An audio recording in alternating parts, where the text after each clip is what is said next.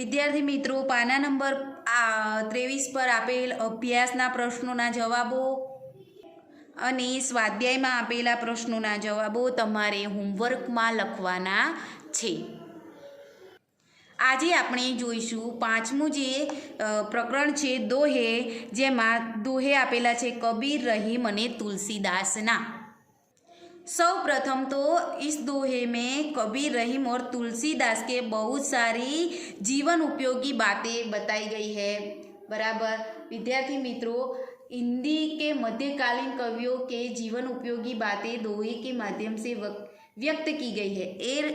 कबीर, तुलसीदास અને રહીમની અગત્યની જે વાતો છે, એમની જે જીવન ઉપયોગી વાતો છે, તેઓએ તેમના દોહો દ્વારા આપણને कही है. आ दोहानी अंदर इसमें कबीर, रहीम और तुलसीदास का विशेष योगदान है. અને આ જે દોહે આવે છે એમાં મહત્વના જે કબીર, રહીમ અને તુલસીદાસના દોહા આપણને વધારે પડતા જોવા મળે છે અને એમનું યોગદાન વધારે છે.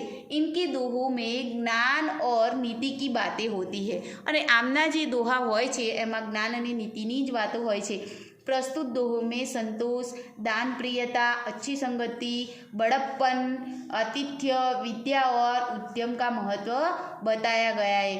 અને આ દોહાની અંદર સંતોષનું મહત્વ, દાન પ્રિયતા, લોકોને દાન કરવા માટેનું મહત્વ, अच्छी संगति અને સારો સંગાત, સારો સંગ, મોટાપણું અને આતિથ્ય, વિદ્યા, ઉદ્યમ વગેરેનું મહત્વ આપણને દોહોમાં સમજાવવામાં આવેલું છે. प्रस्तुत दोहों में कबीर, रहीम, तुलसीदास ने बहुत सारी जीवन उपयोगी बातें बताई है. प्रस्तुत दोहों में दान प्रियता, संतोष, समानता, अच्छी संगति की महत्ता, विनम्रता, परिश्रम, प्रेम आदि जीवन मूल्यों का निर्देशित किया गया है. संत कबीर 14वीं शताब्दी के कवि है. आपने हिंदू और मुसलमानों को उनकी गलतियों के लिए फटकारा है और दोनों को हिल मिलकर रहने का, એટલે કે સાથ મળીને રહેવાનો ઉપદેશ આપ્યો છે. रहीम का पूरा नाम अब्दुल रहीम खाना है. आप बड़े उदार और अनुभवी थे. हिंदी में आपने बोधप्रद दोहे लिखे हैं. संत तुलसीदास 16वीं शताब्दी के प्रसिद्ध राम भक्त कवि है. आपने रामचरितमानस नामक प्रसिद्ध ग्रंथ लिखा है. तुलसीदासे रामचरितमानस नामનો એક પ્રસિદ્ધ ગ્રંથ લખ્યો છે. વિદ્યાર્થી મિત્રો, આ જે કવિતા છે એનો સરળ અર્થ આપણે જોવા જઈએ તો कबीर जे छे के एम कहे छे कि हे प्रभु, मुझे इतना धन दीजिए जिनमें मेरा कुटुंब का निर्वाह हो सके, जिसमें मैं और मेरा परिवार भूखा न रह सके और मेरे द्वार पर आया साधु भी भूखा न लौट सके. इतना धन मुझे दीजिए. बाद में वो कहते हैं कि बिना विचार किए जो कार्य करता है उसे बाद में पछताना पड़ता है. उसका अपना कार्य तो बिगड़ता ही है, उस कार्य को करने की भी जगह में हंसी होती है. उस कार्य करने वाले की भी जग में हंसी होती है. फिर कबीरदास जी बाजार में खड़े रहकर ईश्वर से सभी की कुशलता मांगते हैं. उन्होंने न किसी को दोस्ती है न किसी से दुश्मनी, यानी कि समता का भाव व्यक्त होता है. तो इस प्रकार हर दोहे में कोई न कोई हमें जो मूल्य है, यानी कि कोई ना कोई बोध प्राप्त होता है. तो हम बारी बारी एक एक दोहा देखेंगे और उससे मिलने वाला बोध भी देखेंगे. तो पहला 3 જે દોહા આપેલા છે, ત્રણેય જે છે એમના કબીરના 3 દોહા આપેલા છે, રહીમના 3 દોહા આપેલા છે અને તુલસીદાસના 2 દોહા આપેલા છે. તો આપણે પહેલા જોઈશું કબીર. तो कबीर कहते हैं, साई इतना दीजिए जामे कुटुंब समाय, मैं भी भूखा ना रहूँ साधु न भूखा जाए. तो विद्यार्थी मित्रों, जे कबीर છે તે કહે છે કે હે ઈશ્વર, મને એટલું ધન આપજો કે જેથી મારા કુટુંબનું પોષણ થાય, હું અને મારું કુટુંબ ભૂખ્યા ન રહીએ, તેમજ અમારા ઘરે આવેલા સાધુ અતિથિ પણ ભૂખ્યા ન જાય. એટલે કે આમાં શું આપણને સંતોષની ભાવના દેખાય છે. કબીર એવું કહે છે કે માણસનામાં સંતોષ હોવો જોઈએ, વધારે ને વધારે લાલચ ન રાખવી. મારે એટલું જ ધન જોઈએ છે, મને એટલું જ આપો કે જેના કારણે હું પણ ભૂખ્યો ન રહું, મારા કુટુંબમાં કોઈ ભૂખ્યું ન રહે, અને મારા ઘરે આવેલા જે અતિથિ છે, જે આપણે મહેમાન છે, એ ક્યારેય સાધુ છે, ક્યારેય મારા ઘરેથી કોઈ ભૂખ્યું જાય નહીં. એટલે કે આ દોહાની અંદર કબીર સંતોષની ભાવના વ્યક્ત કરે છે. સા ઇતના દીજીએ જામે કુટુંબ સમાય, હે ઈશ્વર મને એટલું આપજો કે જેથી મારા કુટુંબનું પોષણ થઈ શકે, મારું કુટુંબ સુખેથી રહી શકે, ખાઈ પી શકે. મેં બી ભૂખા ના રહું, સાધુ ન ભૂખા જાય. હું અને મારું કુટુંબ ભૂખ્યા ન રહીએ, તેમજ અમારા ઘરે આવેલા સાધુ અતિથિ પણ ક્યારેય પણ ભૂખ્યા રહે નહીં. ખ્યાલ આવ્યો? સરસ. તો આમાં સંતોષની ભાવના વ્યક્ત થાય છે. બીજા દોહાની અંદર કબીર કહે છે કે બિના વિચારે જો કરે સો પાછો પછતાય, કામ બિગાડે આપનો જગમે હોત હસાય. જો વિદ્યાર્થી મિત્રો, બિના વિચારે જો કરે એટલે કે જે માણસ વગર વિચારે કાર્ય કરે છે, કંઈ પણ વિચાર્યા વગર આડેધડ તમે કોઈ પણ કામ કરો તો સો પાછો પછતાય, અને પાછળથી એ કામમાં કંઈ ઢંગ હોતો નથી, એને પાછળથી પછતાવો થાય છે. કામ બિગાડે આપનો જગમે હોત હસાય. અને એના કારણે પોતાનું કાર્ય તો બગડે જ છે, અને સાથે સાથે શું થાય છે, પોતે એક મશ્કરીનું પાત્ર બની જાય છે, અને આખું જગ, બધા જ લોકો તેની પર હસે છે, કારણ કે તેના કામમાં કંઈ ઢંગ હોતો નથી. અને વિચાર્યા વગર ગમે તે પદ્ધતિ વિના તમે કામ કરો તો પાછળથી પછતાવાનો વારો આવે છે. એટલે વિચારી સમજીને પગલું ભરવું જોઈએ અને કામ કરવું જોઈએ, તો તમારી જીત થાય છે. નહીં તો તમારું કામ બગડે છે અને તમે પછતાવો છો, અને લોકો તમારી કામ પર અને તમારી પર હસે છે.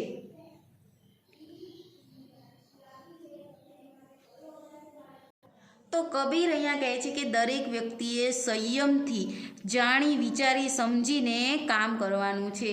જો વગર વિચારે માણસ કાર્ય કરે તો તેને પાછળથી પછતાવવું પડે છે, અને પોતાનું કાર્ય એનું બગડે જ છે, અને સાથે સાથે લોકો જગતમાં પણ તે મશ્કરીનું પાત્ર બની જાય છે. લોકોમાં તેની જગ હસાઈ થાય છે, લોકો તેના પર હસે છે.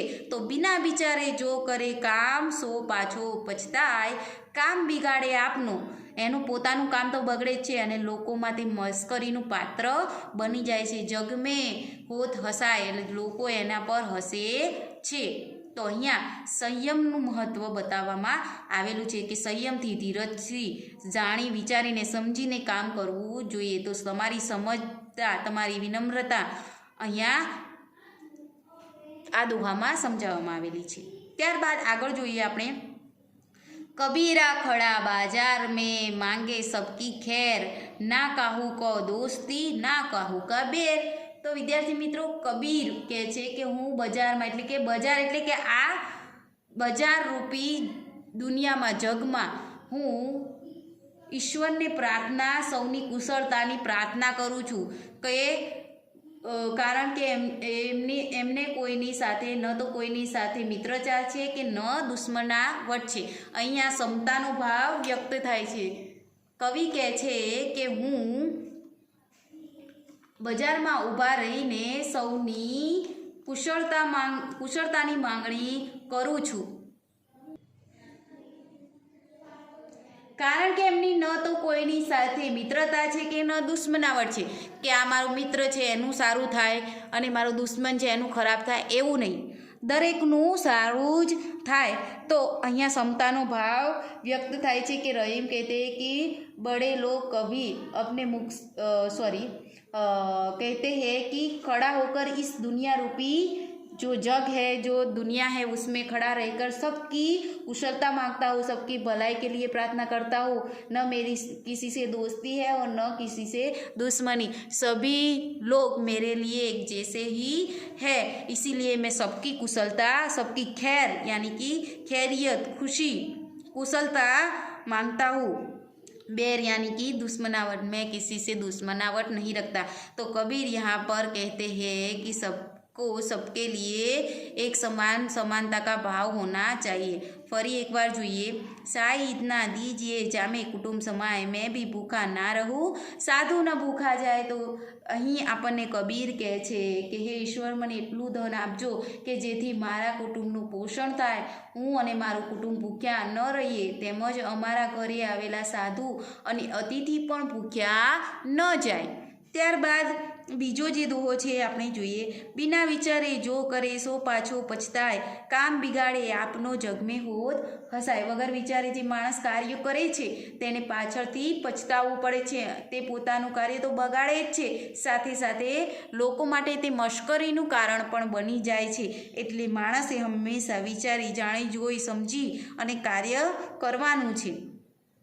ત્રીજો દોહો છે કબીરા ખડા बाजार में मांगे सबकी खैर ना कहूँ की दोस्ती ना कहूँ से बैर।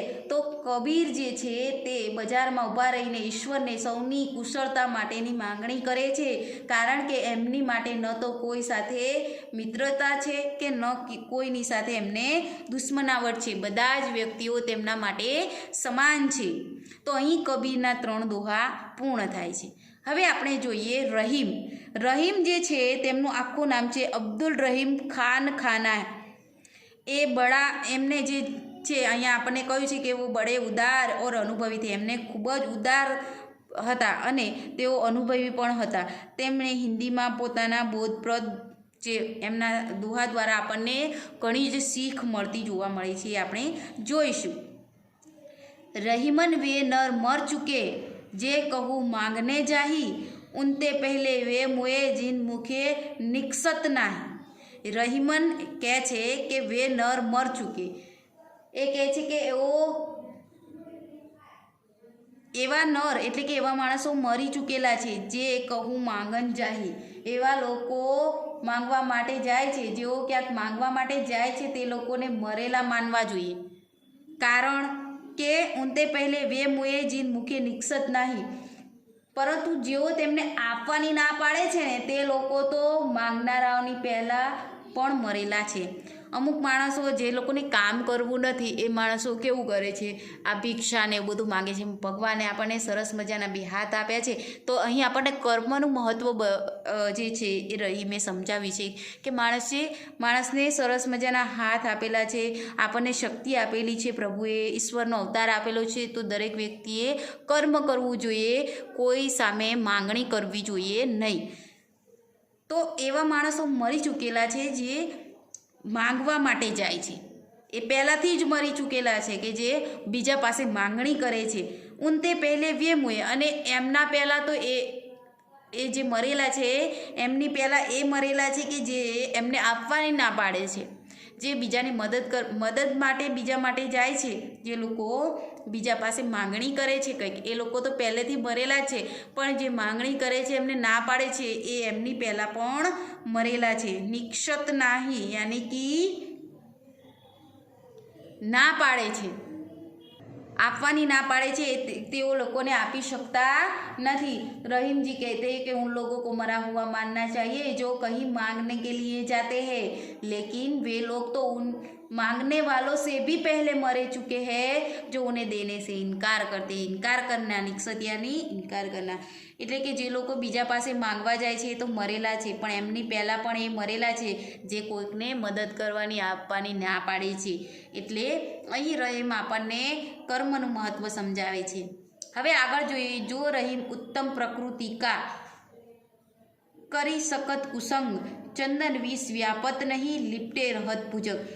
जो रहीम उत्तम प्रकृति એટલે કે कवि रहीम जी हमें कहते हैं कि जो उत्तम प्रकृति का मनुष्य है उस पर बुरी संगत का प्रभाव नहीं पड़ता। કરી સંગત કુસંગ, એ ગમે તે કુસંગ કોઈ ખરાબ વ્યક્તિ સાથે રહે પણ એને કંઈ ફરક પડતો નથી।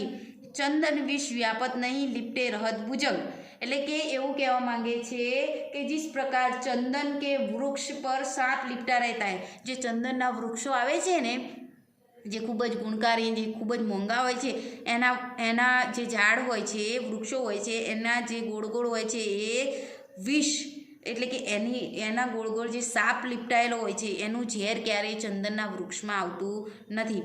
લીપટે રહેત ભુજંગ, जिस प्रकार चंदन के वृक्ष पर सांप लिपटा रहता है फिर भी चंदन में विष व्याप्त नहीं होता है। આ ચંદનના વૃક્ષો ઉપર સાપ રહેતો હોવા છતાં, લીપટાયેલો હોવા છતાં ચંદનના વૃક્ષ એટલા જ ગુણકારી રહે છે, એનામાં ઝેર આવતું નથી। એટલે કે જે ઉત્તમ પ્રકૃતિનો માણસ છે, જે સારો માણસ છે, ઉત્તમ પ્રકૃતિ ધરાવતો માણસ છે, તે કોઈ ખરાબ સાથે રહે છતાં પણ તેની પર તેનો કોઈ ખરાબ પ્રભાવ પડતો નથી। જેવી રીતે ચંદનના ઝાડ પર સાપ રહેતા હોવા છતાં ચંદનમાં ઝેર ફેલાતું નથી। તમે સારા છો તો સારા જ છો, તમે કોઈ ખરાબ વ્યક્તિ સાથે રહી અને એના ખરાબ ગુણો લેતા નથી। જે વ્યક્તિ સારો હોય એ એના સાથે રહેવા છતાં તેનામાંથી કંઈક સારું જ લે છે, એના ખરાબ ગુણો છે તે ગ્રહણ કરતો નથી। એ રીતે આપણે પણ ઉત્તમ પ્રકૃતિનું માણસ બનવાનું છે કે આપણી સાથે રહેલો વ્યક્તિ ગમે એટલો ખરાબ કેમ ન હોય, પરંતુ આપણે એના જેવું ખરાબ થવાનું નથી। આપણે એનામાંથી કંઈક સારું હોય એ લેવાનું છે, એના ખરાબ ગુણોને ગ્રહણ કરવાના નથી। જેમ કે ચંદન વિષ વ્યાપત નહીં લીપટે રહેત ભુજંગ, જેમ ચંદનના વૃક્ષો જે છે, ચંદનના વૃક્ષનું અહીંયા ઉદાહરણ આપેલું છે, તે પોતાના સારા ગુણોને છોડતું નથી। એના સાપ સાથે રહેવા છતાં પણ તેનું જે ઝેર છે એ એનામાં આવતું નથી। એટલે ઉત્તમ પ્રકૃતિનો માણસ જે છે તે ખરાબ ગુણોને ગ્રહણ કરતો નથી। ખ્યાલ આવે દરેકને? હવે આપણે જોઈએ, બડે બડાઈ ના કરે બડે ન બોલે બોલ, રહીમન હીરા કબ કહે લાખ ટકા મેરો મોલ। તો બડે બડાઈ ના કરે એટલે કે બડે લોગ અપની બડાઈ કભી નહીં કરતે। જે માણસો મોટા છે, સારા ગુણો ધરાવે છે, આપણે કહે છે ને કે પૂરો ગઢ, ગુજરાતીમાં કહેવત છે કે પૂરો ગઢ છલકાય નહીં, અધૂરો ગઢ છલકાય। એટલે કે જે વ્યક્તિનામાં સારા ગુણો રહેલા છે ક્યારેય પોતાના ગુણોનો દેખાવ કરતો નથી। बड़े न बोले बोल, जे व्यक्ति जो लोग अपनी बड़ाई कभी नहीं करते, ना ही वे बड़ी बड़ी बातें करते हैं। रहीमन हीरा कब कहे, અને હીરો જે હીરો છે, જે ખૂબ જ મૂલ્યવાન છે, એ ક્યારેય કહેતો નથી કે મારું મૂલ્ય લાખ રૂપિયાનું છે। એટલે રહીમન આપણને એવું કહેવા માંગે છે કે જે મોટા માણસો ક્યારેય પોતાની મોટાઈ કરતા નથી અને ક્યારેય મોટી મોટી વાતો પણ કરતા નથી। રહીમન કહે છે કે હીરો ક્યારેય એવું કહેતો નથી કે તેનું મૂલ્ય લાખ રૂપિયાનું છે। એટલે કે સારા વ્યક્તિઓ છે, જે ગુણવાન વ્યક્તિઓ છે, એ ક્યારેય પોતાના સારા સારા ગુણો ગાતા નથી। તેમના ગુણો આપોઆપ લોકો જોઈ લે છે અને એના વખાણ કરે છે, પરંતુ પોતે મોટી મોટી વાતો કરતા નથી। અને જે મોટી મોટી વાતો કરે છે એ ક્યારેય સારા ગુણો ધરાવતા હોતા નથી। એટલે બડે બડાઈ ના કરે, જે લોકો સારા ગુણો ધરાવે છે, મોટા લોકો ક્યારેય પોતાની બડાઈ કરતા નથી। બડે ન બોલે બોલ, અને મોટી મોટી વાતો પણ કરતા નથી। રહીમન હીરા કબ કહે એટલે ક્યારેય હીરો કહેતો નથી। જે મૂલ્યવાન હીરો છે એ ક્યારેય જેનું મૂલ્ય લાખોમાં અંકાય છે, એ ક્યારેય પણ એવું કહેતો નથી કે લાખ રૂપિયાનું મારું મૂલ્ય છે, કે મારું મૂલ્ય આટલું મોંઘું છે, હું આટલું મૂલ્યવાન છું, એવું પોતે ક્યારેય કહેતો નથી। તો રહીમનના 3 દોહા આપણે જોયા। હવે આપણે જોઈશું તુલસીદાસ કે દોહે, જેમાં 2 દોહે આપણને આપેલા છે। आवत ही हर्षे नहीं नैनन नहीं सने, तुलसी वहाँ न जाइए कंचन बरसे मेघ। હર્ષે એટલે કે અહીંયા તળપદમાં હર્ષ, ઉત્સાહ, નયન એટલે કે આંખો, અને સ્નેહ એટલે કે લાગણી, પ્રેમ, મેઘ એટલે કે વરસાદ, ही એટલે કે હૈયું, હૃદય। તો વિદ્યાર્થી મિત્રો, आवत ही हर्षे नहीं એટલે કે तुलसीदास कहते हैं कि हमें ऐसे कर कभी नहीं जाना चाहिए जहाँ जाने पर सामने वाले के हृदय में खुशी न हो, नैन नहीं स्नेह, જેની એવા ઘરે ક્યારેય ન જવું જોઈએ જે ઘરે જતાં એમની આંખોમાં આપણને સ્નેહ ન દેખાય। તુલસી વહાં ન જાઈએ કંચન બરસે મેઘ, અને તેઓ કહે છે કે સામેલાવાળાના હૃદયમાં જો ખુશી ન હોય તો આંખોમાં પ્રેમ ન હોય, અને એવા ઘરે આપણે ન જવું જોઈએ। ભલે એ ઘરમાં સોનાનો વરસાદ કેમ ન થતો હોય, પણ આપણે એવા ઘરે જવું જોઈએ નહીં। તુલસીદાસ કહે છે કે આપણે એવા ઘરે ન જવું જોઈએ જ્યાં આપણને જોઈને સામેવાળો માણસ ખુશ ન થાય, તેમજ તેની આંખોમાં આપણા પ્રત્યે પ્રેમ ન દેખાય। એવા ઘરે ક્યારેય જવું જોઈએ નહીં। પછી ભલે ઘરમાં ગમે એટલી ધન સંપત્તિ હોય, ભલે વ્યક્તિ ગમે એટલો ધનવાન હોય, ભલે ને એ ઘરમાં સોનું વરસતું હોય, સોનાનો વરસાદ કેમ ન થતો હોય, પણ એવા ઘરે આપણે જવું જોઈએ નહીં. બરાબર. જ્યાં આપણને માન સન્માન પ્રેમ ભાવના ન દેખાય એવા ઘરે જવું જોઈએ નહીં. તો કવિ અહીંયા આપણી સન્માનની વાત અહીંયા એ મૂલ્ય આપણને સમજાવે છે કે આપણું મહત્ત્વ જ્યાં ન હોય તેવા સ્થળે આપણે જવું જોઈએ નહીં. આવવાથી એ હર્ષે નહીં. આપણા આવવાથી કોઈના હૈયામાં હૃદયમાં હર્ષ ન હોય, પ્રેમ ન હોય, એમની આંખોમાં સ્નેહ ન હોય, નૈનન નહીં સ્નેહ, એની આંખોમાં આપણને સ્નેહ ન દેખાય. તુલસી વહાં ન જાય. તુલસીદાસ કહે છે કે ત્યાં જવું જોઈએ નહીં. કંચન બરસે મેઘ. ભલે પછી એ ઘરમાં સોનાનો વરસાદ કેમ ન થાય, પણ એ ઘરે આપણે જવું જોઈએ નહીં. ખ્યાલ આવ્યો દરેકને? હવે આગળ જોઈએ. વિદ્યા ધન ઉદ્યમ બિના કહો જુ પાવે કોણ. વિદ્યા ધન, ધન સંપત્તિ, ઉદ્યમ એટલે કર્મ, બિના કહો એટલે ક્યાં, જુ પાવે કોણ. જુ એટલે કે અહીં ફળની વાત કરી છે અહીંયા કે વિદ્યા ધન ઉદ્યમ બિના. અહીં આપણને તુલસીદાસ કહે છે કે જેમ બિના ડુલાએ ન મિલે જો પંખો કો પોન. તો તુલસીદાસ કહે છે કે જેમ પંખો હલાવ્યા વગર તેની હવા આપણને મળતી નથી, તેમ વગર મહેનતે વિદ્યા ધન કોણ પામી શકે છે. તો જેમ મહેનત તમે જેમ આપણે પંખો હલાવીએ નહીં તો આપણને પંખાનો પવન મળતો નથી, એમ વિદ્યાનું ધન છે એ વગર મહેનતે આપણને મળતું નથી. તુલસીદાસ કહે છે કે बिना पंखे डुलाए हिलाए उसकी हवा नहीं मिलती, तो बताओ बिना मेहनत के विद्या धन કોણ પા सकता है. તમે જો વાંચો નહીં, લખો નહીં તો તમને પરીક્ષામાં પૂછાયેલા પ્રશ્નોના જવાબ આવડતા નથી.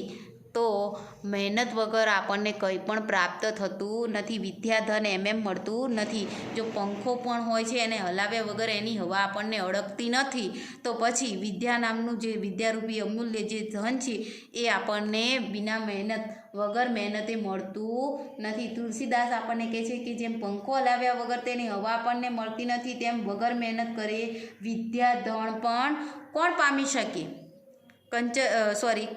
કોપોન એટલે કે કોણ મેળવી શકે છે વિદ્યાનું ધન વગર મહેનતે. વિદ્યા ધન ઉદ્યમ બિના કહો જુ પાવે કોણ. વિદ્યાનું જે ધન છે, વિદ્યારૂપી ધન છે, એ વગર મહેનત કરે કોણ મેળવી શકે. જેમ પંખો હલાવ્યા બિના ડુલાએ ન મિલે જો પંખા કો પોન. તો જેમ પંખાનો પવન આપણને હલાવ્યા વગર નથી મળી શકતો, તો પછી વિદ્યારૂપી ધન પણ આપણને મહેનત કર્યા વગર મળતું નથી. તો અહીં મહેનતનું મહત્ત્વ આપણને સમજાવવામાં આવેલું છે. તો અહીંયા આપણા જે દોહા કબીરના 3 દોહા, રહીમના 3 દોહા અને તુલસીદાસના જે 2 દોહા આપેલા છે એ પૂર્ણ થાય છે. વિદ્યાર્થી મિત્રો, અહીં શબ્દાર્થ આપેલા છે. કુટુંબ તો કુટુંબ પરિવાર, ખેર તો કુશલ, નાદ आवाज ध्वनि, कुसंग यानी कि बुरी संगत, भुजंग यानी सांप सर्प, नैनन यानी कि आँख में, हर्षे यानी खुशी, कंचन यानी कि सोना, मे एटले के मेघ वरसाद, उद्यम एटले परिश्रम, पौन एटले के पवन हवा, खान खाना सरदारों का सरदार एक उपाधि, खान खाना यानी कि बड़ा जो सरदार होता है, सरदारों का सरदार, एक उपाधि છે એને ખાન ખાના કહેવાય. તો વિદ્યાર્થી મિત્રો, તમારે શબ્દાર્થને ધ્યાનમાં લેવાના છે અને જે આ 5મું દોહે છે એના અભ્યાસ અને સ્વાધ્યાયના પ્રશ્નો તમારે હોમવર્કમાં લખવાના છે. હવે આગળના વિડીયોમાં આપણે અસાઇનમેન્ટના પ્રશ્નોના જવાબ જોઈશું. તો દરેક વિદ્યાર્થી આટલે સુધીનું હોમવર્ક પૂર્ણ કરી નાખશે. આશા રાખું છું દરેકની ખ્યાલ આવી ગયો હશે. દરેકે દોહાનું ફરીથી વાંચન કરવાનું છે અને અભ્યાસ સ્વાધ્યાય હોમવર્કમાં ફરજિયાત લખવાનું છે અને તેનું અધ્યયન ઘરે વાંચી લખીને કરવાનું છે. આભાર. અસ્તુ.